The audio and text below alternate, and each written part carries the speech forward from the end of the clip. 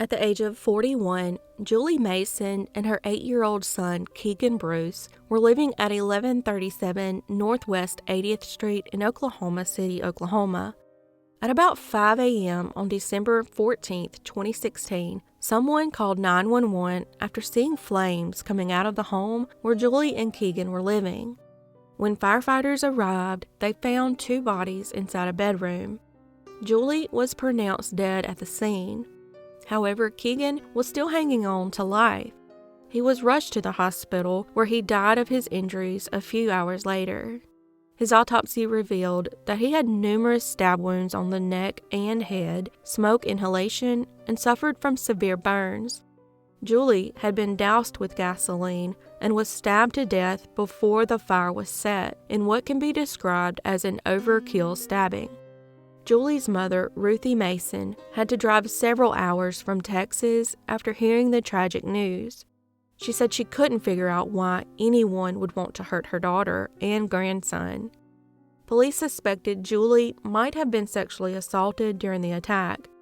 As investigators were looking for answers, they came across career criminal Jimmy McCoy, who immediately became a suspect in the horrific double homicide. While looking for prior sexual assault reports in that area, detectives discovered McCoy was listed as a suspect in the rape of an elderly woman down the street from where Julie and Keagan were murdered.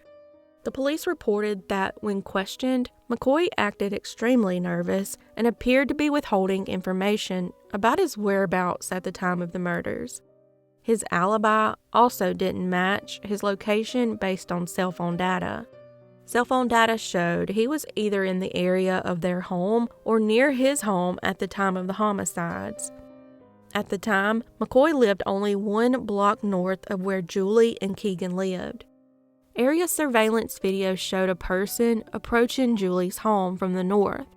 Police reported that the same person was later seen walking back to the north around the time the fire started.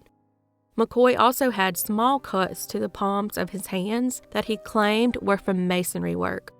A few months after the double murders, McCoy was arrested after ransacking his ex-girlfriend's apartment. While in custody, he either had a real seizure or faked a seizure and was taken to Integris Baptist Medical Center. While in the hospital, he attempted a dramatic and dangerous escape. After being uncuffed from the hospital bed to use the bathroom, McCoy ran out of his hospital room, naked as a jaybird, and was being chased by the police inside the Integris Baptist Hospital in Oklahoma City. During the chase, he ran into the room of 48-year-old Reginald Morrissey, who had been hospitalized after suffering a stroke. His doctor yelled to the police that his patient was in there, and at the same time, a nurse in the room could be heard screaming at McCoy to get off the patient. Oklahoma City officer Caleb Case and another nurse burst into the room and discovered McCoy standing on the helpless patient while trying to break the window. McCoy makes a few more attempts to break the second pane of glass before the officer got close enough to begin hitting him with a baton. At the same time, the staff tried to protect the patient from further injury after the officer discharged pepper spray into the room. At one point, while bleeding from his baton beating, McCoy asked if the patient was all right. Officer Case asked for a tourniquet to stop McCoy's bleeding. Officer Case then asked a second officer who had entered the room to hold McCoy so he could catch his breath after being hit with the lingering pepper spray that was deployed during the altercation. The medical staff, now suffering from the pepper spray, tended to McCoy's wounds, while other staff removed the patient. The patient sadly later died from his injuries, so McCoy's charges went from a burglary attempt to a murder charge. He remains under investigation for the murders of Julie and Keagan and is also a suspect in another nearby sexual assault. McCoy has not been charged with Julie or Keagan's death, and as of December 2022, this case remains unsolved.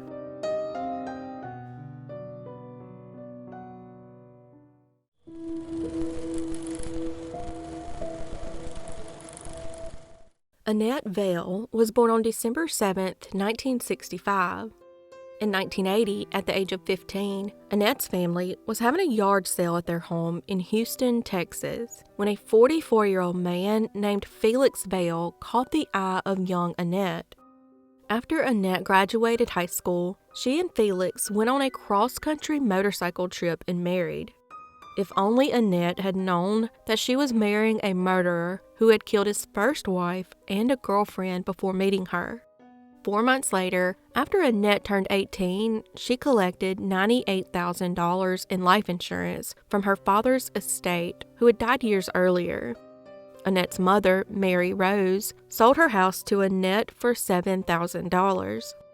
Months later, Annette returned to her mother's home without Felix. She said she wanted a divorce and was moving back in with her mother. At this point, Annette isolated herself in a room and spoke to no one, including Felix, who kept trying to call her. Felix eventually came to the home and was able to convince Annette to reconcile with him. This was a huge mistake, and he once again quickly manipulated her by having her sign over the deed to her mother's home that she now owned.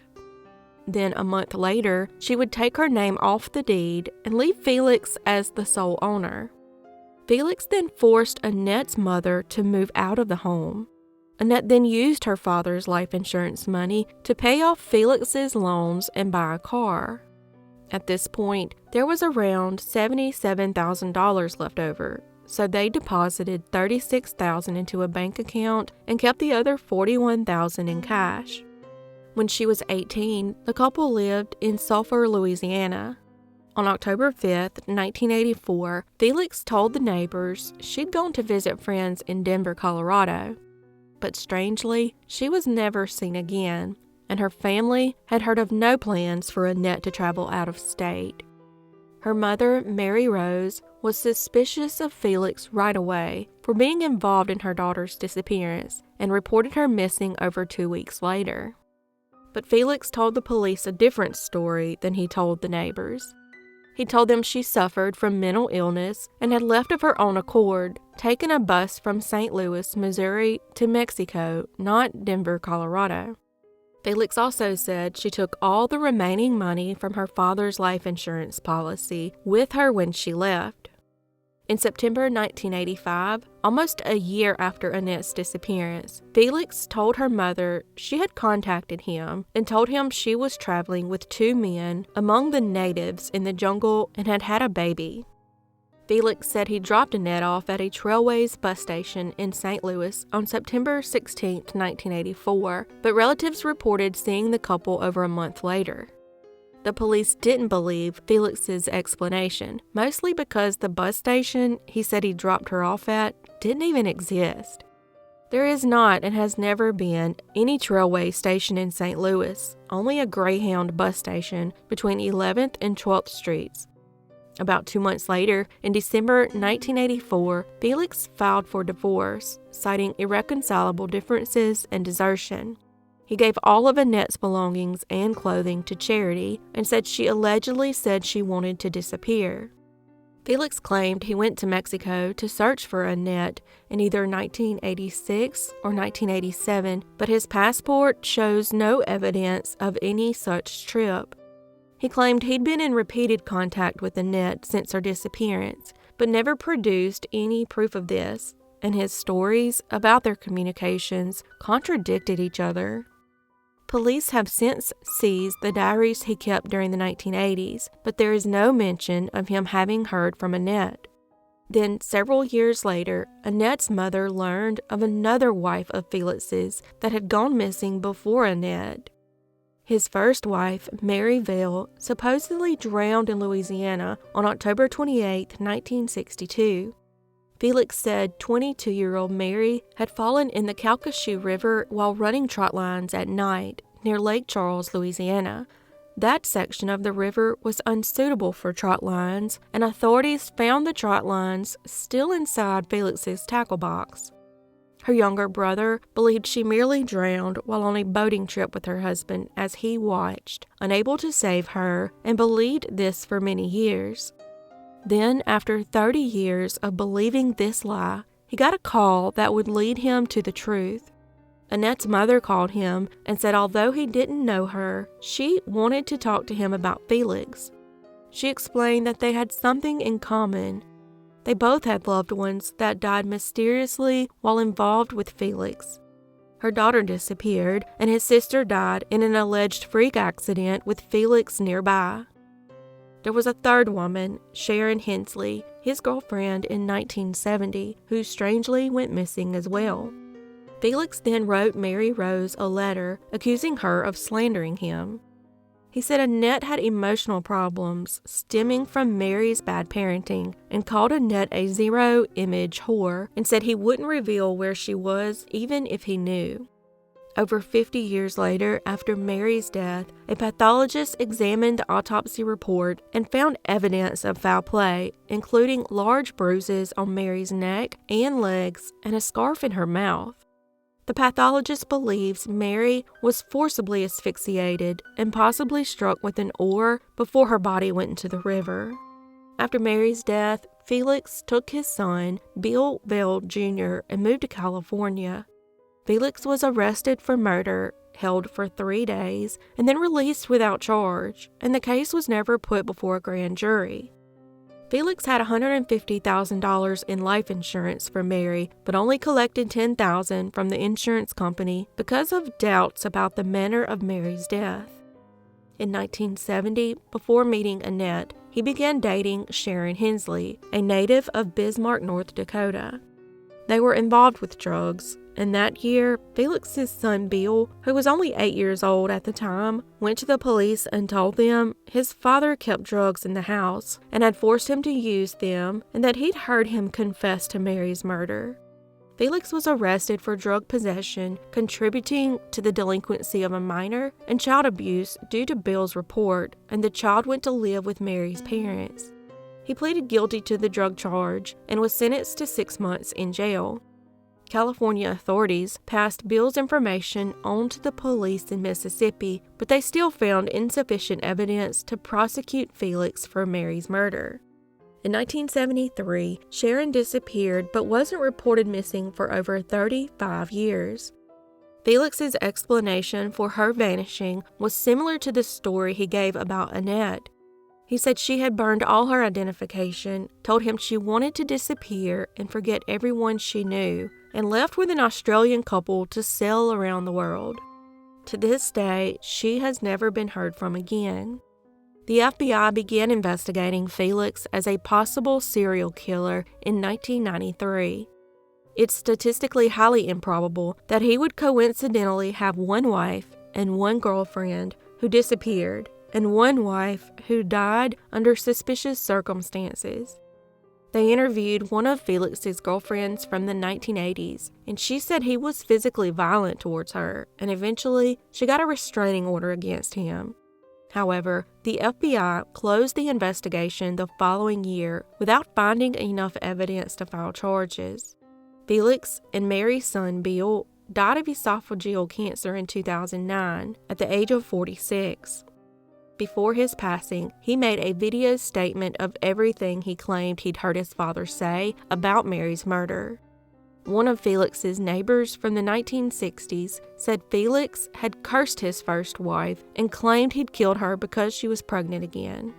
The investigations into Mary's death and Sharon and Annette's disappearances were reopened in 2012 after Jerry Mitchell, an investigative reporter for the Mississippi newspaper The Clarion Ledger, ran some articles on the case. At this time, Felix was living in Mississippi. When Mitchell tried to interview him about Mary and the missing woman, he suddenly left the area, leaving some of his belongings behind. In May 2013, Felix was arrested in Comal County, Texas, and charged again with murder in Mary's 1962 death. At his trial, his attorney argued Mary's death was an accident, but 3 former friends testified that Felix had confessed to murdering her. In addition, 2 forensic pathologists said Mary's case was a homicide. In August 2016, nearly 54 years after Mary's death, Felix was convicted of murder. He was sentenced to life in prison without the possibility of parole, and his conviction was upheld in 2018. Felix was in his 70s when the jury reached its verdict in Mary Horton's murder. And Louisiana prosecutors have said they believe he killed all 3 women, making him at the time the nation's oldest suspected serial killer. In an interview, Felix claimed both Sharon and Annette were alive, and he knew where they were but wouldn't say where.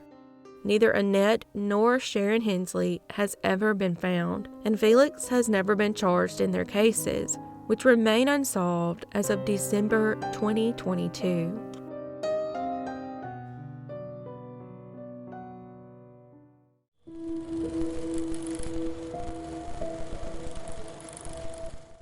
Lashaya Nae Stine was born on February 8, 2000, and lived in Aurora, Colorado. At the age of 16, she was an honor roll student at George Washington High School and dreamed of becoming a nurse. She had also gotten an internship at the University of Colorado Hospital. After 2 a.m. on July 15, 2016, she was seen on CCTV walking near a bus stop in the area of East Montview Boulevard and North Peoria Street. She left home without her mother's permission to meet an unknown person but never returned. Multiple witnesses would later report seeing Lashaya around the Colfax Avenue area where a party was taking place. When Lashaya left her home, she left behind her clothes, wallet, money, phone charger, and other belongings. She has no history of running away from home or getting into trouble and was scheduled for a job interview the next day at Firehouse Subs. The next morning, her family woke up and realized that Lashaya was not at home. They then tried to reach her on her cell phone, but all calls were going straight to voicemail.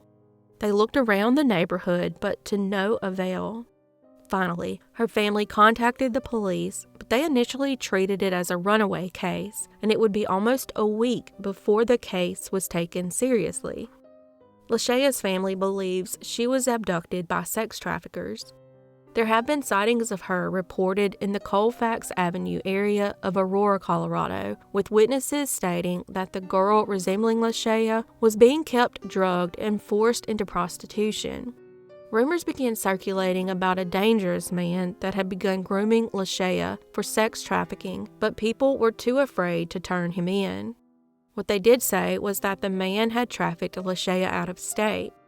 One evening, a pimp working with the family gave them a tip that she was in room 1 at a hotel and he had recognized her by the scar on her chest. When police arrived, they found girls' clothes, but no one was in the room. Those nearby said that they had just left with Lashaya about 5 minutes before the police arrived. There have been reported sightings of her in numerous states, including Kansas, Missouri, Wyoming, New Mexico, and Arizona. Another young woman that had been trafficked reported that she had seen Lashaya and said she wanted to come home but was too afraid. Her mother learned during the investigation that her naive daughter had been communicating with other teens and young men that her mother didn't know, and they were not students at her school. She is now allegedly going by a different name and has lost weight, but that name is unknown.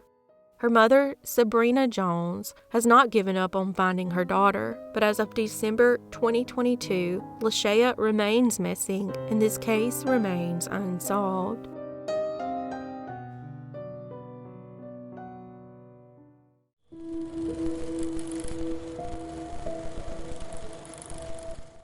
William Billy Trimbach was born in 1966 and was very close to his parents and his sisters Sarah and Buffy. In his senior year of high school, Billy played football and was nominated for King of the Homecoming.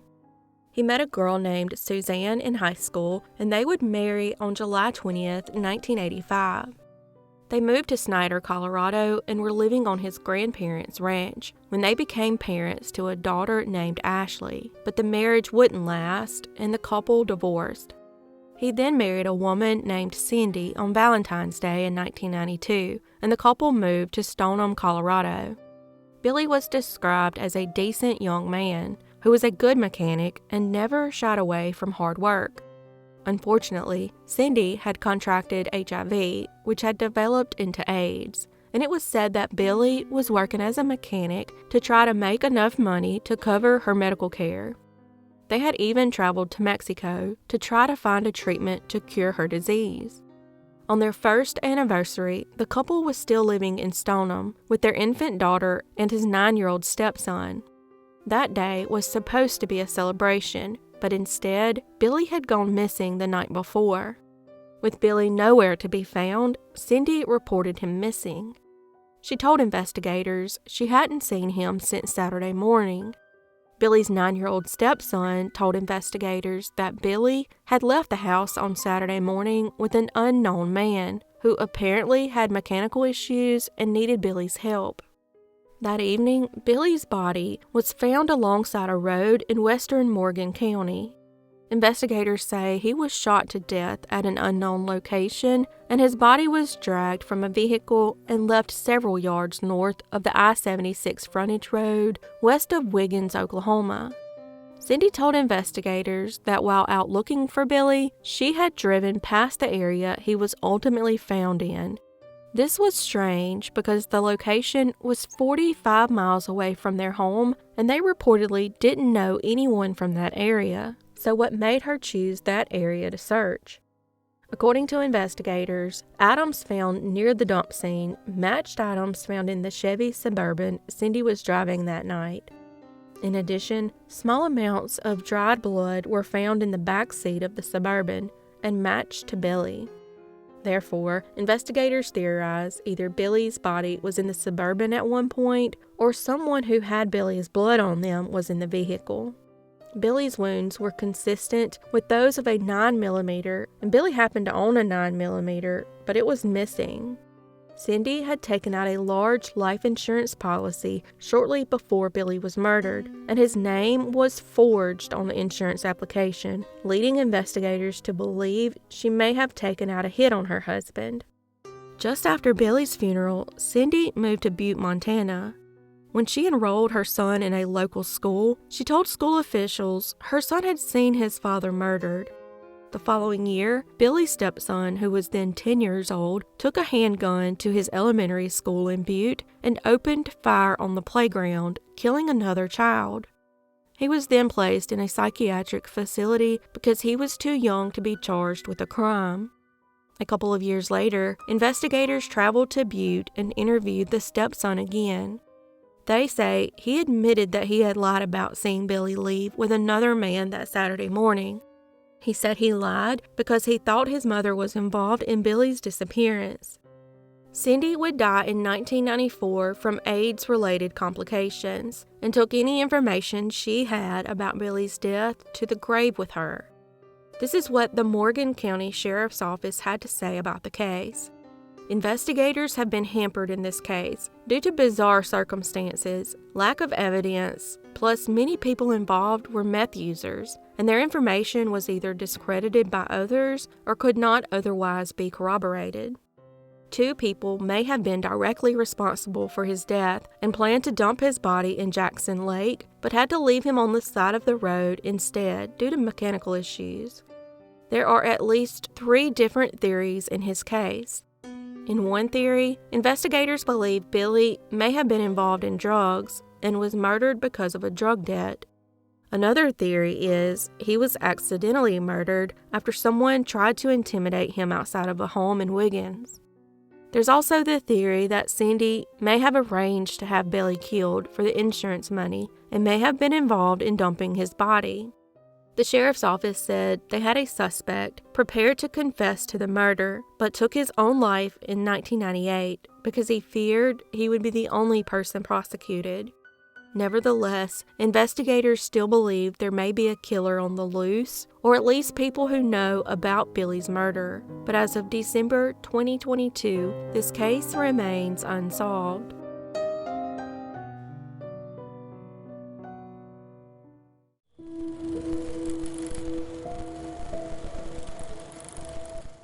Marilee Ruth Burt was born in 1955 and at the age of 15 was living in Columbine Valley, Colorado. Marilee was the daughter of a family well known for its car dealerships and described as energetic, bright, and ambitious, a girl who was excited about her future. On February 26, 1970, she met with the school counselor at Goddard Middle School in Littleton to plan her very first high school schedule. She was excited to try out for the high school cheerleading team and wore her green and yellow cheerleading uniform to class that day. Afterward, she cheered at the evening basketball game, and with no ride home, she decided to walk home from the school, which was less than 2 miles away.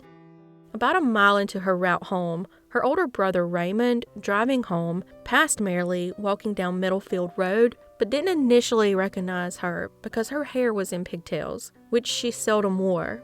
In addition, Marilee and her mother had miscommunicated about how she would be getting home from school that evening, so her brother would not have expected to see her walking home. As he drove on, Raymond recalled seeing a man in a pickup pull over to talk to the girl. But unfortunately, it was the last anyone saw of her, and she would sadly never make it home alive. The family began searching for her when Marilee didn't come home that night.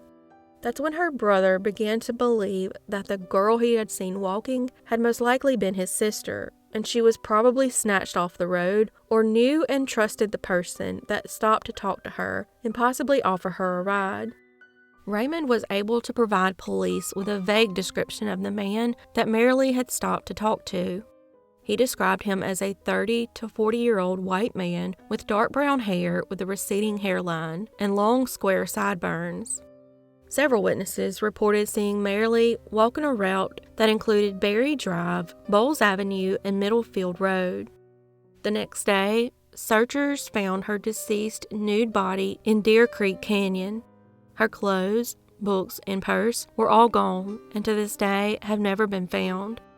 Marilee was found strangled and sexually assaulted, and 52 years later, this case is still unsolved. In 1998, 28 years after her murder, detectives going over the case found a viable DNA sample taken from Marilee's body in an evidence locker.